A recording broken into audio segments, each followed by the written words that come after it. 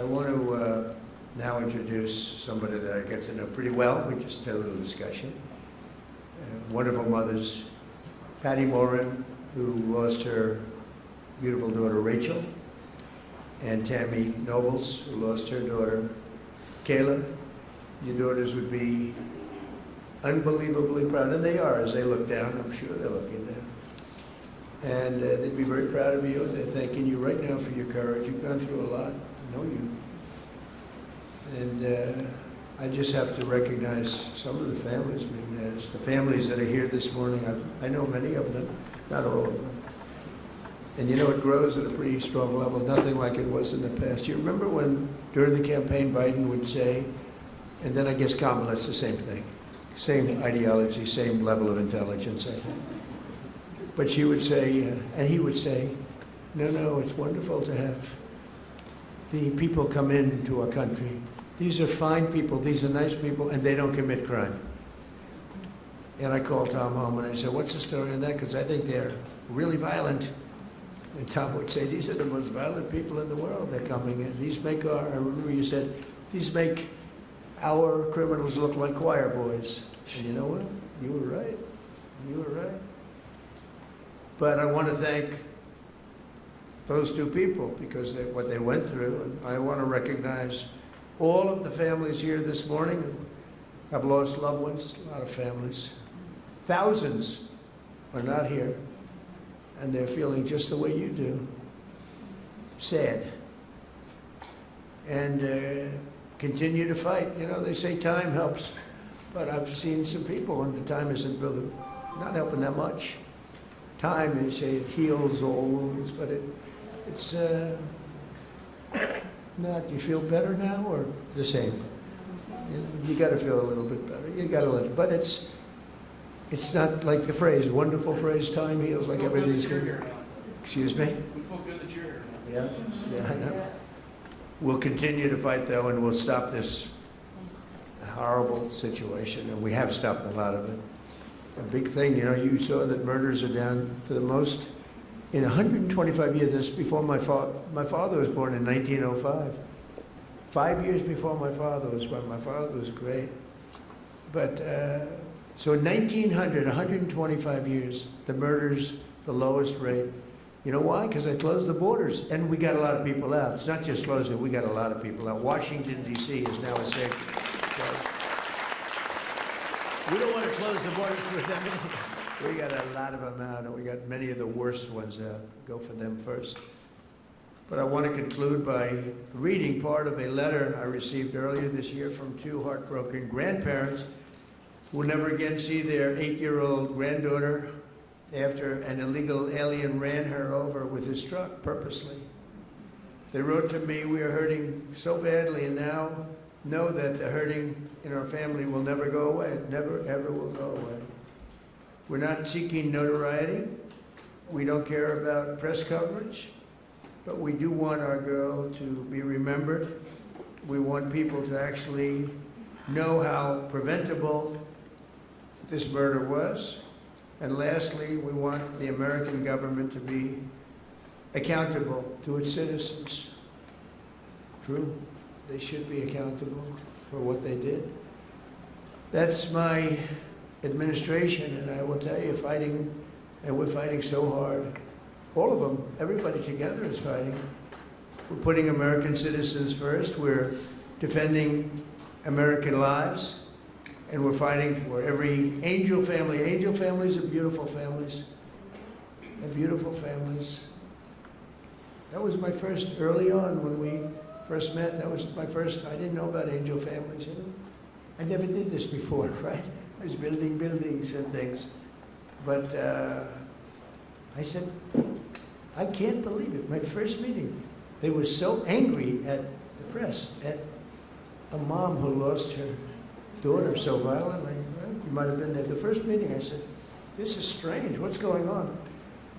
It was anger from the fake news. But the angel families, I realized very early on, I never changed. I could see how you changed them. You know, you have to go through this stuff. But never changed. I thought they were among the greatest people I've ever met. I've met the heads of countries. A lot of them aren't so nice, but you know, they do have some power. And we've done very well with all of those people. But among the finest people I've ever met are the people in this room and many people outside of this room. I know many, many more than just in the room. But we restored our border, and it's now totally secure, and our country is at the safest level it's been in many, many years.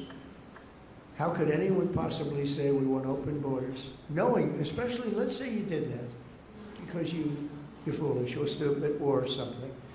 And you did it, but after a couple of weeks, you're going to know that the people coming here, if you're running a country, you want to send your bad people out. That was the way I looked at it. I didn't know anything about it. I ran for office, but I have a lot of sense. And I said, well, open borders is no good because if I'm running the country nearby or far away, I had no idea how far away. They came from the Congo in Africa. They came from all over, not just South America. Congo let vast numbers, hundreds and hundreds, probably thousands of people out of jail. They brought them through Mexico and they dropped them into our country.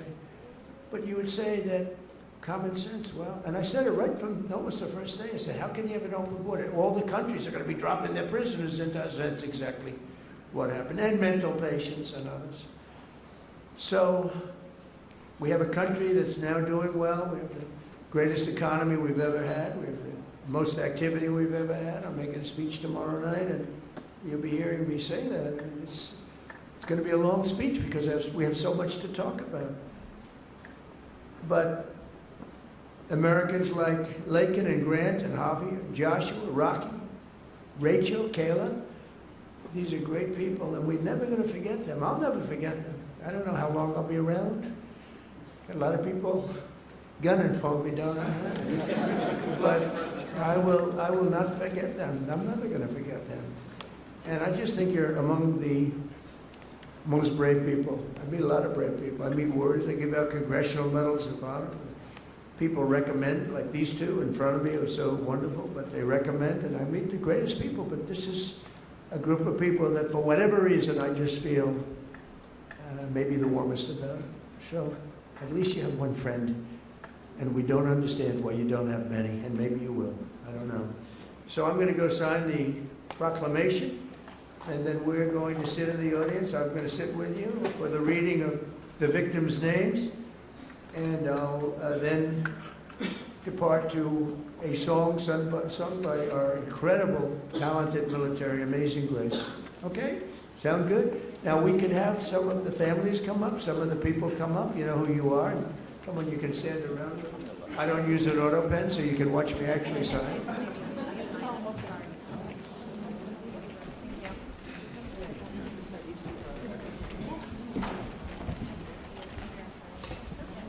We'll do this the right way. Do you have, I want to give coins to the family, okay? Could I? I have one for you, and I couldn't bring anything inside. No, Secret Service. Well, you'll get it to me. Hi, nice. My name is Emma. Oh, hi, Emma. Very Carol. Very good, beautiful. Yeah. Okay, you ready, Emma? We're going to sign this, okay? Okay.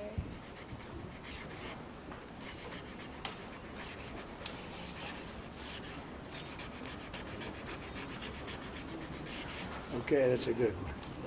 That's a good one, yeah.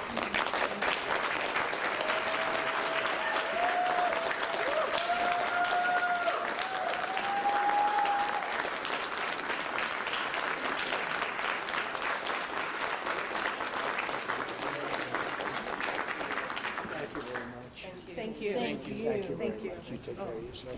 You can hold that. Oh, At least for a little while before. I'm not taking it. Thank you. So let's do this candle lighting, and it's very beautiful. Please.